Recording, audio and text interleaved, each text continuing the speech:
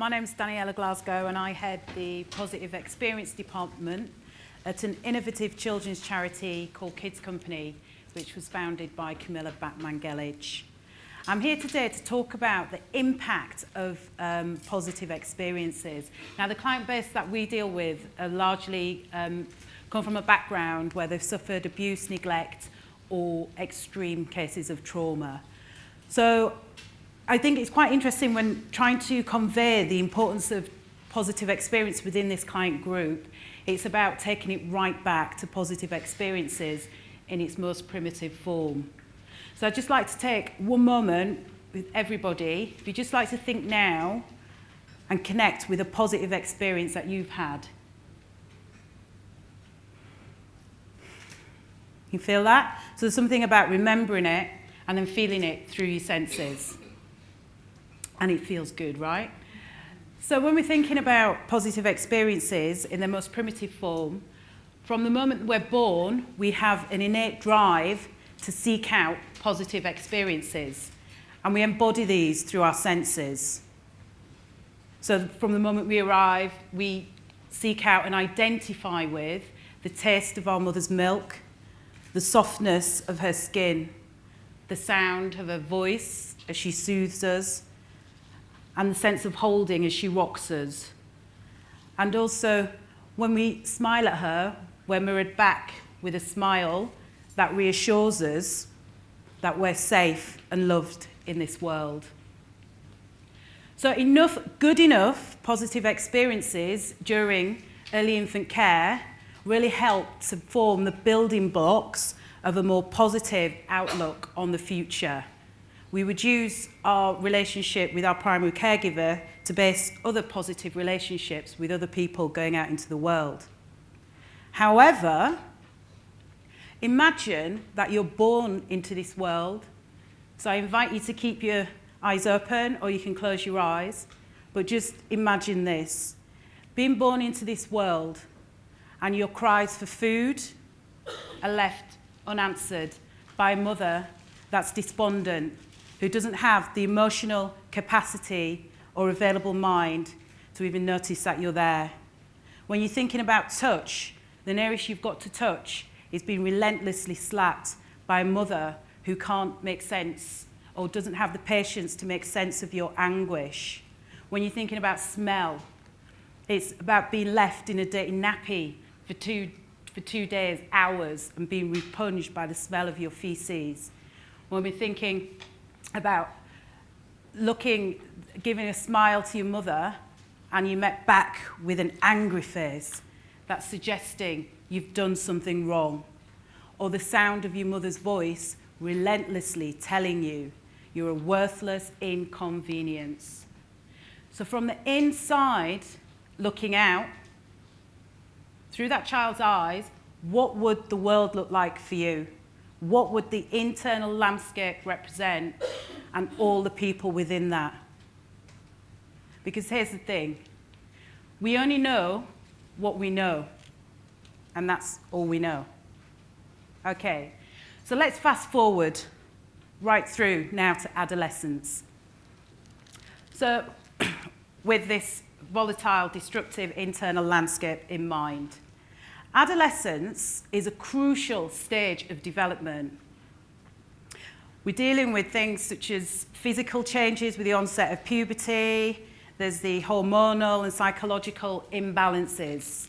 It's also a time with the surge of hormones when early infantile impulses and traumas come back to the surface, and it's an opportunity to rework them in the here and now. So with that in mind, and also just based on the fact with recent developments in neuroscience, we're fully aware that the brain can continue to create new neural pathways way into old age. Adolescence is a perfect time, a moment of opportunity to rework and repopulate this internal landscape. So it's about using positive experiences to re-ingest some good enough experiences back into that internal landscape. As an example, A young lady was referred to me for coaching around anger management. Boy, was she angry. She used to lash out at centre staff, motorists, whoever, because the whole world was out to get her. In her mind, that was her perception. On further exploration of her anger, which can also be used as a fuel to generate change, so a powerful source of energy. Upon the exploration, it also transpired that she was very, very frustrated. She wasn't congruent with the core of her being. She had this longing, she was seeking out, she was wanting of something. Delving deeper, taking away some of the layers, getting right down to her core, asking her, what would you be if you couldn't fail? What do you really want to be in this world? She says, I want to be a woman. A woman. Something as simple as that. Now, many of us in here, pardon the gentleman, we all take on the female form. So from a physical point of view, we might take for granted what it means to be a woman.